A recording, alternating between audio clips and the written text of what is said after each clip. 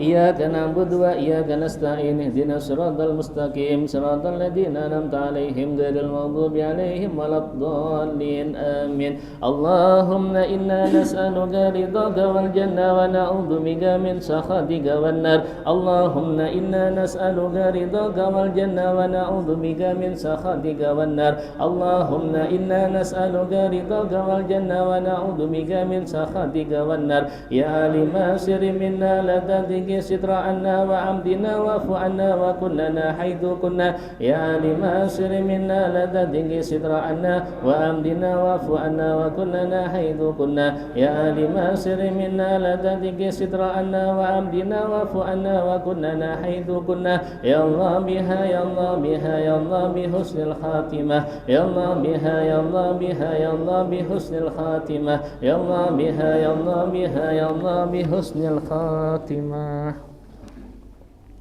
إلى حضرة النبي محمد صلى الله عليه وسلم وآله وأصحابه وأزواجه وذريته ثم جميع أرواح أولياء من مشارق أرض مغاربها ثم جميع أرواح معلمين ومشايخنا وخصوصا اللهم صل وسلم على محمد صلى الله عليه وسلم وأصولهم وفروعهم أن الله تغشاهم برحمة والمغفرة وأن الله يؤيد علينا من بركاتهم وأسرارهم وأنوارهم وعلومهم بالدين والدنيا والآخرة وإلى حضرة النبي محمد صلى الله عليه وسلم الفاتحة أعوذ بالله من الشيطان الرجيم بسم الله الرحمن الرحيم الحمد لله رب العالمين الرحمن الرحيم مالك يوم الدين إياك نعبد وإياك نستعين اهدنا الصراط المستقيم صراط الذين أنعمت عليهم غير المغضوب عليهم ولا الضالين آمين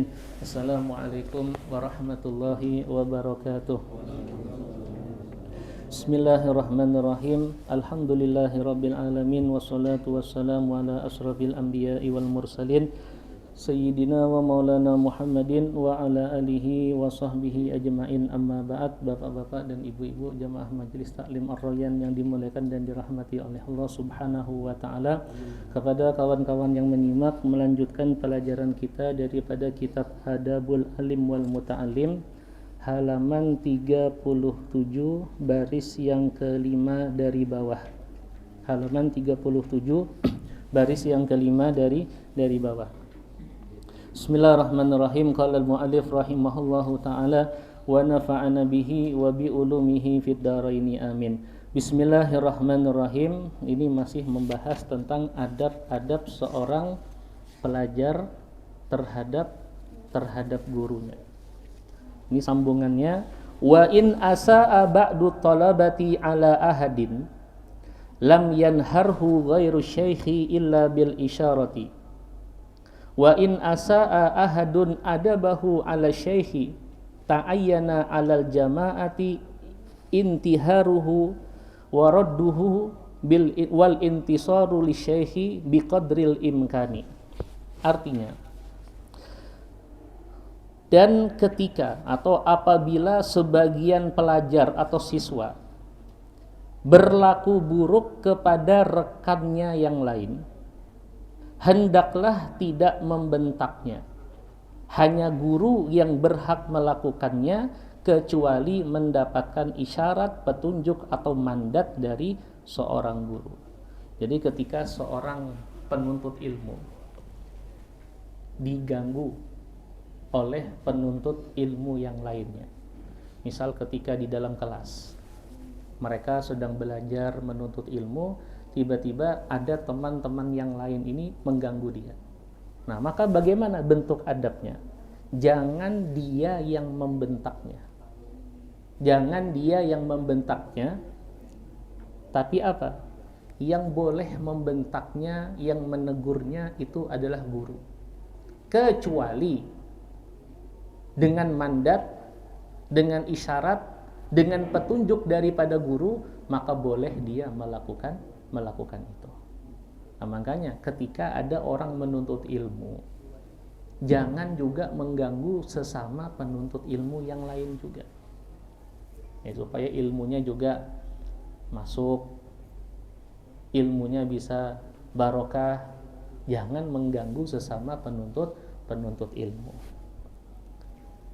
Nah, kemudian wa in asaa ahadun adabahu ala syaikhi ta'ayyana 'alal jama'ati intiharuhu wa radduhu wal intisar li syaikhi biqadril imkan. Nah, tadi muridnya yang diganggu. Ini sekarang gurunya yang dicaci maki. Nah, kata beliau, dan ketika gurunya dicaci, dihina, difitnah, direndahkan, diancam, digoyang, dan lain sebagainya, maka bagaimana? Maka wajib bagi segenap siswa, bagi segenap pelajar untuk membela guru, menolak ini menghentikan, ya, dan membentaknya sebisanya. Artinya begini, ketika seorang guru dicaci maki, difitnah, direndahkan, dihina, digibah, walhasil segala macam cobaan ujian ini diarahkan kepada sang guru tersebut. Nah, kita sebagai seorang murid harus membela guru kita. Tapi bukan membela di sini bukan harus kejahatan dibalas kejahatan, bukan.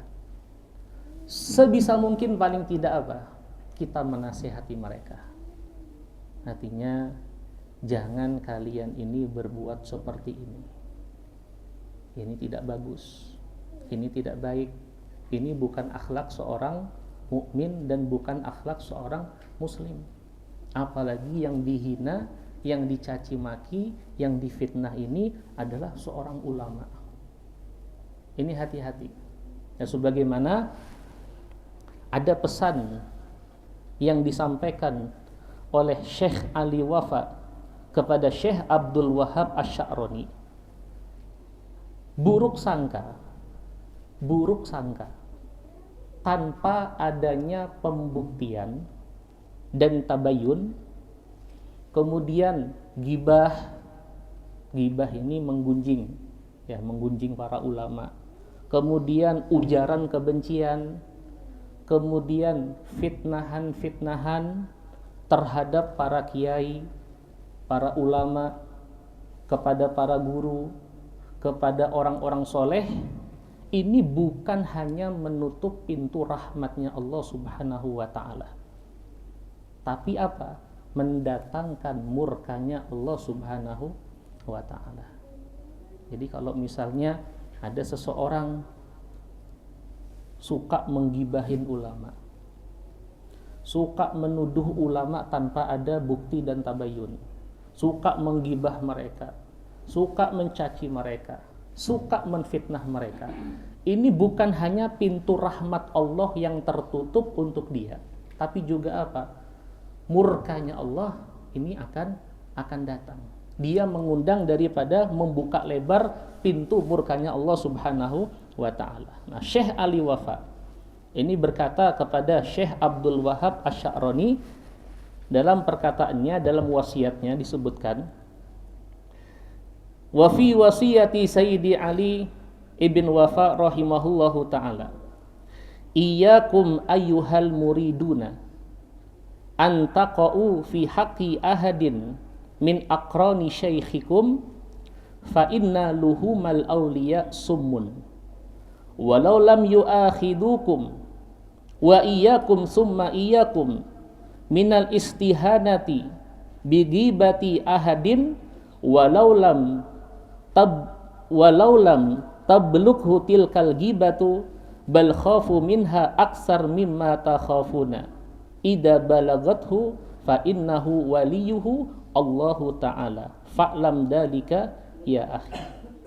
Yang artinya, dalam wasiat guruku Syekh Ali Wafa Allah yarhamu, ya, beliau mengatakan, wahai para murid, waspadalah kalian terhadap hak salah seorang sahabat gurumu, karena daging para wali adalah racun sekalipun mereka tidak mengambil tindakan terhadapmu.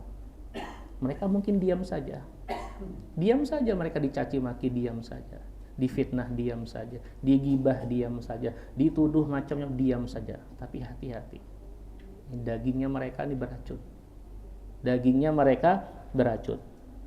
Waspada dan waspada, kata beliau, atas penghinaan berupa gibah terhadap salah seorang dari mereka, meskipun gibah itu tidak sampai ke telinganya mereka.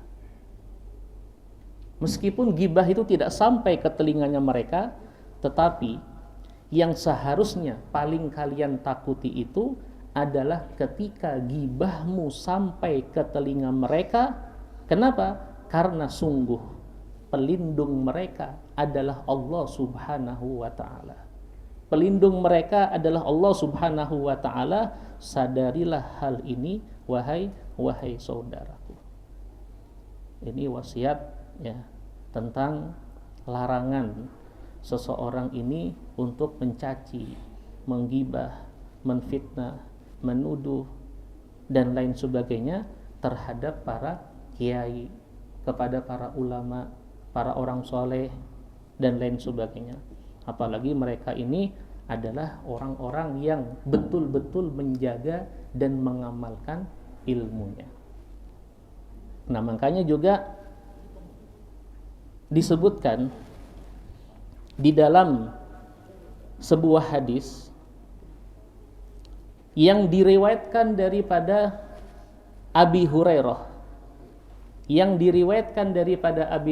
radhiyallahu taala anhu, bahwasanya qala Rasulullah sallallahu alaihi wasallam, telah bersabda Nabi sallallahu alaihi wasallam, innallaha ta'ala qala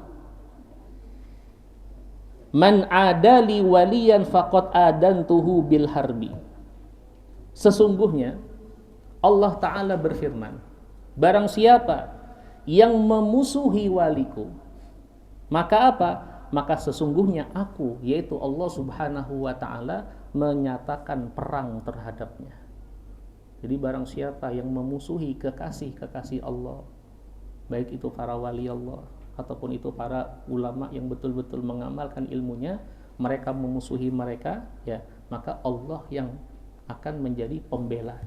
Allah yang akan menyatakan perang terhadap orang-orang tersebut. Nah, bahkan juga dikatakan juga oleh para ulama, penting untuk kita ketahui, ya, semoga Allah senantiasa memberi taufiknya kepada kita dalam menjalani setiap apa yang diridhoinya dan menjadikan kita termasuk orang yang takut kepadanya dan bertakwa kepadanya dengan ketakwaan yang sebenar-benarnya. Ya, anna luhumal ulama masmumatun, bahwasanya dagingnya para ulama itu adalah beracun. Berarti mengoyak kehormatan mereka, mengganggu kehormatan mereka, mengganggu reputasi mereka, itu sama saja dengan menjerumuskan diri ke dalam perkara yang dilarang, yaitu kehancuran atau kebinasaan. Kemudian, dan balasan Allah dalam menyingkap topeng orang-orang yang melecehkan dan menghina para ulama telah diketahui di sepanjang pergurilan waktu. Dikarenakan siapa saja yang menjatuhkan para ulama, melempar tuduhan-tuduhan keji penuh dusta yang mereka berlepas diri darinya, ini merupakan perkara yang sangat berbahaya. Dan barang siapa yang mengumbar lisannya terhadap ulama dengan cacian dan tuduhan keji penuh dusta, maka Allah akan menimpakan padanya bala atau musibah sebelum wafatnya dengan matinya hati. Maka hendaklah orang-orang yang menyalahi perintah Rasul ini takut akan ditimpa cobaan atau ditimpa adab yang pedih. Nah, bahkan diriwayatkan oleh Al-Imam Ahmad ibn Hanbal, daging para ulama itu beracun. Daging para ulama itu beracun, barang siapa yang menghirupnya maka dia akan tertimpa penyakit, dan barang siapa yang memakannya maka dia akan mati. Bahkan dikatakan oleh Al-Imam Ibnul Mubarak radhiyallahu taala anhu, barang siapa yang melecehkan ulama akan hilang akhiratnya. Barang siapa yang melecehkan, merendahkan, menghinakan ulama, maka akan hilang akhiratnya.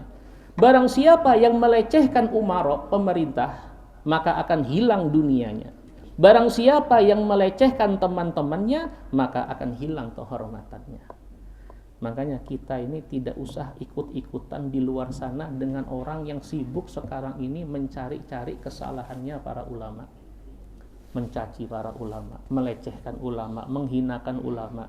Apalagi yang dihinakan ini adalah orang-orang yang betul-betul mereka ini mengamalkan ilmunya. Ya. Jangan kita ikut-ikutan dengan orang-orang yang seperti ini. Kita, kalau memang kita tidak bisa membantu mereka, tidak bisa menolong mereka, jangan kita mencaci mereka. Kita ini apa yang bisa kita bantu untuk mereka? Kita ini sudah tidak bisa membantu mereka, tidak bisa menolong mereka, cinta pun kadang-kadang tidak, tapi malah benci dan menghinakan dengan mereka para ulama. Ini hati-hati. Ya, seperti misalnya saat ini seperti Al-Habib Umar ibn Hafid. Ya, jangan kita merendahkan orang-orang yang seperti beliau. Nah, makanya untuk orang-orang yang terjun di medan dakwah, orang-orang yang terjun di medan dakwah, baik itu di pesantren ataupun itu di majelis-majelis taklim, paling tidak apa? Harus punya benteng berupa wiritan-wiritan yang perlu diistiqomahkan. Kenapa? Orang, ya terutama orang-orang yang terjun di medan dakwah, ini kalau sudah dikenal di masyarakat, ya dicintai misalnya di tengah masyarakat, itu cobaannya semakin besar. Nanti ada yang mencaci maki, nanti ada yang menggibahi, nanti ada yang menfitnah, nanti ada yang menuduh yang macam-macam, nanti ada yang menggoyang segala macam dengan berbagai macam cara sampai mereka merasa puas untuk menjatuhkannya. Tapi memang begitu resikonya. Lihat Nabi SAW ketika beliau membawa agama yang suci dan mulia ini, apa yang beliau dapatkan? Dicaci maki, dihina, digibah, dilempari kotoran, dicekik, bahkan mau dibunuh. Tapi Allah tidak diam. Ya, Allah yang membelanya. Allah yang membelanya. Ya, hingga pada akhirnya, ya, yang dulunya mereka-mereka ini memusuhi, ada yang sebagian mereka mati, ada sebagian lagi mereka mendapatkan hidayah sehingga berbalik menjadi pembela beliau. Nah, makanya dulu pernah terjadi, ada salah seorang ulama, salah seorang kiai, ya kiai pendatang. Ini terjun di medan dakwah, Ya. Memang dakwah ini harus sabar di dalam menghadapi segala cobaan.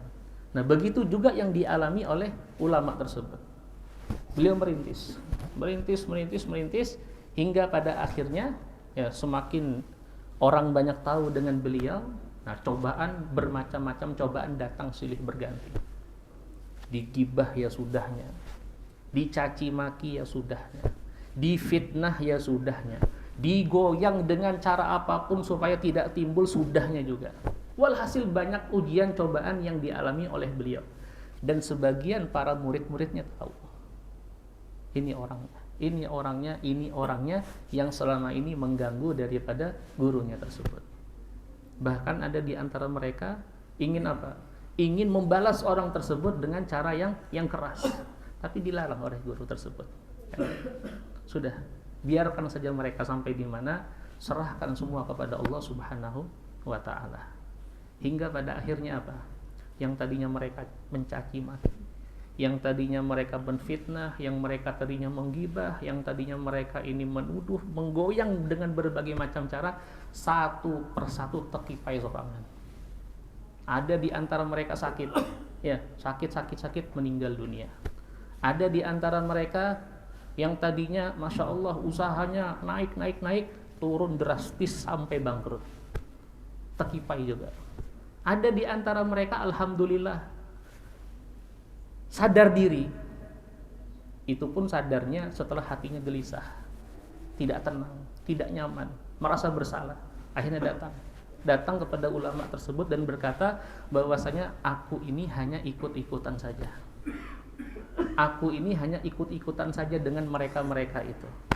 Tapi pada akhirnya meninggal juga. Nah ini makanya dagingnya ulama itu beracun. Jadi jangan. Makanya Nabi mengatakan kun aliman, au muta'aliman, au mustami'an, au muhibban wala takun khamisan fatahlik, kata Nabi. Jadilah engkau orang alim kalau mampu. Tidak bisa, jadilah engkau muta'aliman, penuntut ilmu. Tidak bisa juga jadilah mustami'an, orang yang mendengarkan ilmu. Tidak bisa juga au muhibban, pecinta. Cinta dengan ulama, cinta dengan ilmu, cinta dengan majelis ilmu dan lain sebagainya. Wala takun khamisan, jangan engkau jadi yang kelima. Tidak alim, tidak mau menuntut ilmu, tidak suka mendengarkan ilmu, ya, tidak cinta dengan ilmu, malah sebaliknya menggoyang para ulama, mencaci para ulama, menfitnah para ulama, memusuhi para ulama dengan berbagai macam tuduhan-tuduhan yang keji dan sesat. Ini apa kata Nabi? Fatahlik, engkau akan binasa, engkau akan hancur. Jadi ketika kita punya guru misalnya sedang mengalami hal yang seperti itu, kita berusaha untuk membela guru kita, tapi bukan dengan cara kekerasan, tidak. Paling tidak kita berusahalah untuk apa? Menasehatinya, mengingatkannya. Ya. Karena dikhawatirkan tadi ini, gurunya diam mungkin, tidak membalas, tapi murkanya Allah ini bisa datang. Ya. Pintu rahmat tertutup bagi dia dan pintu murkanya Allah bisa terbuka lebar untuk orang-orang yang suka menjatuhkan, menfitnah para ulama.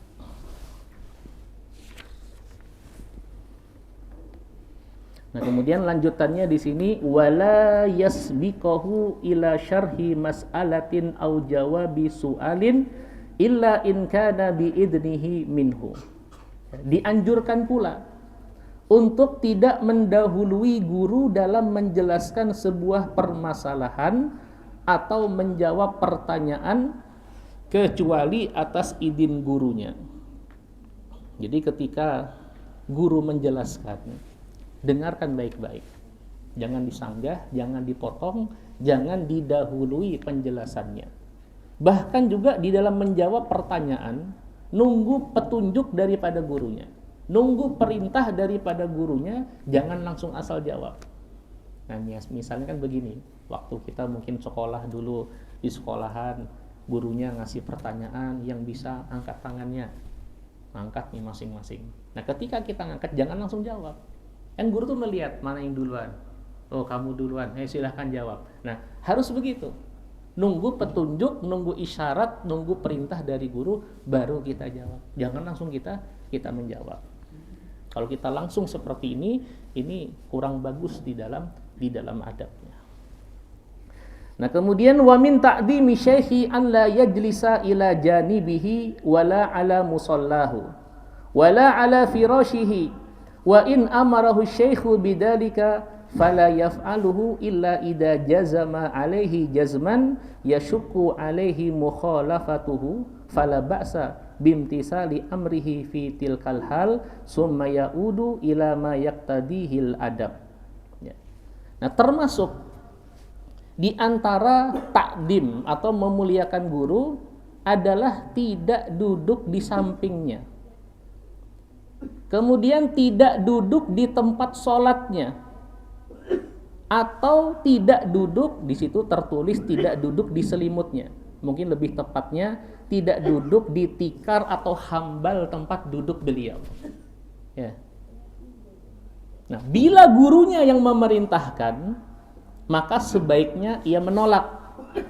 kecuali ia betul-betul yakin bahwa gurunya merasakan keberatan atas penolakannya, maka tidak masalah menuruti perintahnya, kemudian kembali lagi pada posisinya dengan penuh adab.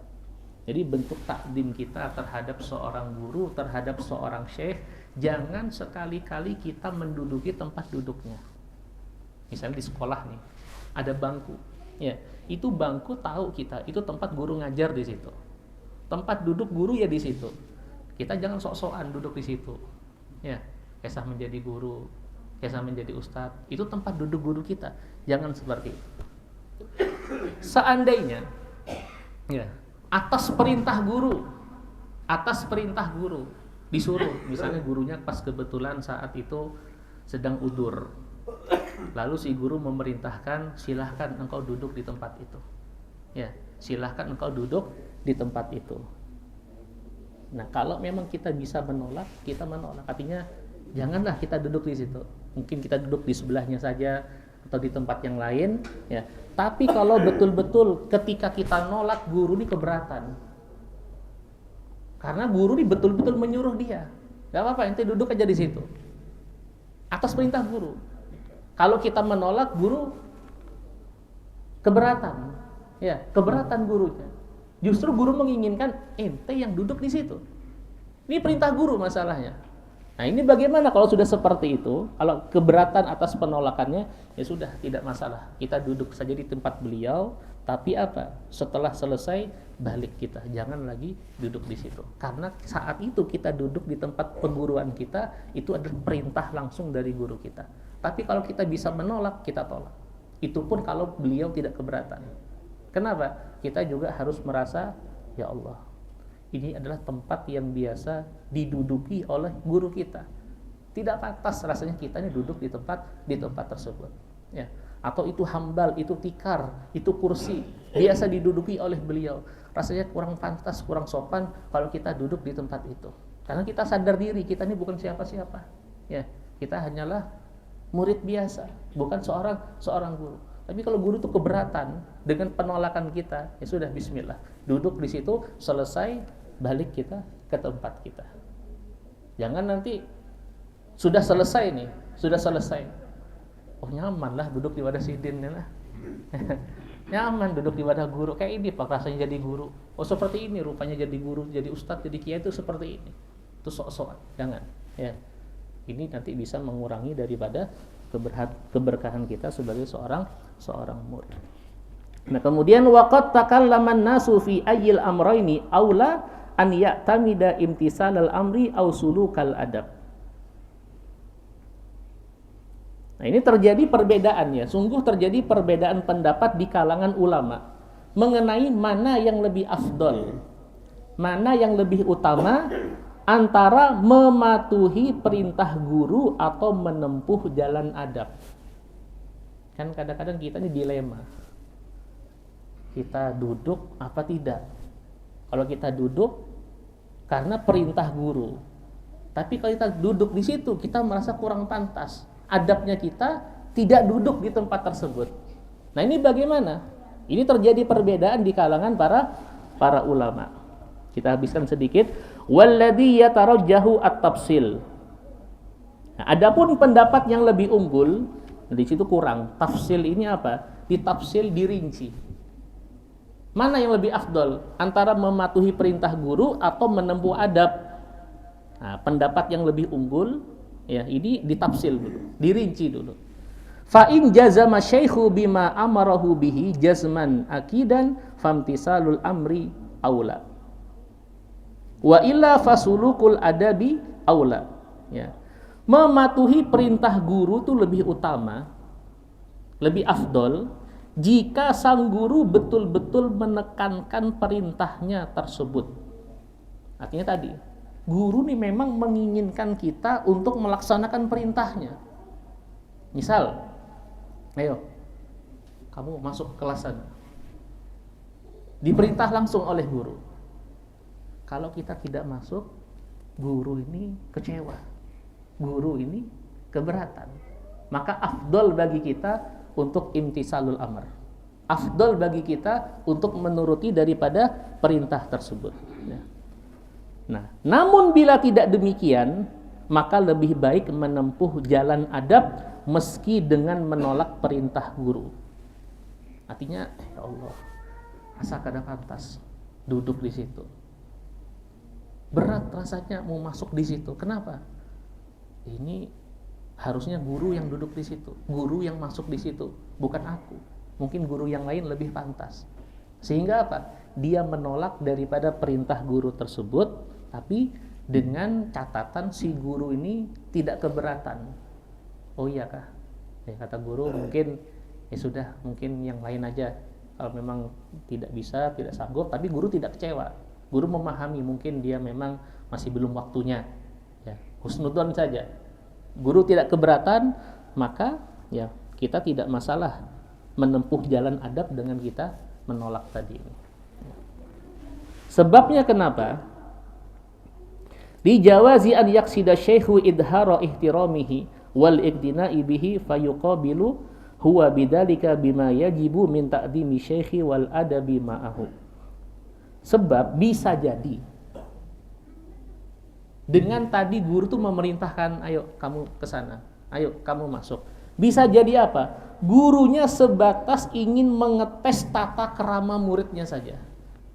Guru cuma menguji daripada tata kerama murid itu dan sebatas mana kepedulian siswa atau pelajar itu terhadap kewajibannya dan budi pekertinya terhadap sang guru.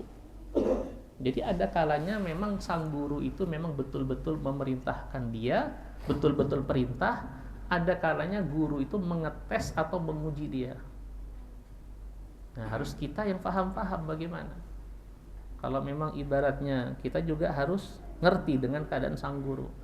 Kalau memang si guru ini tidak keberatan, ya mending kita jawab secara halus. Artinya kita menolak rasa karena merasa memang tidak pantas. Ya mending guru yang lain saja yang melanjutkan atau yang mengisi daripada kekosongan jam pelajaran tersebut. Tapi kalau guru, padahal guru memang mengharapkan dia, guru mungkin mendidik dia supaya terbiasa, lalu kemudian dia tolak, gurunya kecewa. Nah ini jangan. Kalau gurunya kecewa ya sudah, ikuti perintah guru. Ya, insya Allah ya, seorang murid yang mempunyai ikatan kuat dengan seorang guru, insya Allah tidak akan kecewa. Insya Allah dia akan beruntung dunia dan akhiratnya. Makanya sekedar ilmu apa yang kita dapatkan dari guru kita, itu sekedar kita bagaimana menempatkan, memposisikan guru kita. Seperti itu pula ilmu yang kita dapatkan. Kalau misalnya kita dengan guru-guru kita biasa-biasa saja, ya ilmu yang didapatkan juga biasa-biasa saja. Karena memang harus ada ikatan batin antara seorang murid dan seorang guru. 70% ya, itu ilmu didapatkan oleh seorang murid karena memang ada ikatan, ya, paling tidak ada rasa mahabbah terhadap gurunya, ada takdim terhadap guru, pengagungan seorang murid terhadap guru. Ya. Sehingga apa? Dia betul-betul menuntut ilmu, betul-betul menyimak, betul-betul mendengarkan, betul-betul takdim, maka ilmu yang didapatkan ini juga akan semakin banyak pula. Nah, kemudian yang selanjutnya adalah at-tasi'u an yuhsina khitabahu ma'asy-syaikhi. An yuhsina khitabahu ma'asy-syaikhi. Sampai di sini dulu. Wallahu a'lam bishawab. Al-Fatihah. A'udzubillahi minasyaitonir rajim. Bismillahirrahmanirrahim. Alhamdulillah rabbil alamin arrahmanir rahim maliki yaumiddin iyyaka na'budu wa iyyaka nasta'in ihdinas siratal mustaqim siratal ladzina an'amta 'alaihim ghairil maghdubi 'alaihim waladdallin amin. Bismillahirrahmanirrahim. Alhamdulillah rabbil alamin wassalatu wassalamu ala asrofil anbiya'i wal mursalin sayyidina wa maulana Muhammadin wa ala alihi wa sahbihi ajma'in. Allahumma rzuqna fahman nabiyyin wa hifdzal mursalin wa ilhamal malaikatil muqarrabin bi rahmatika ya arhamar rahimin. Wa sallallahu ala sayyidina Muhammad wa ala alihi wa sahbihi wa sallam. Alhamdulillahi rabbil alamin. Bismillahirrahmanirrahim.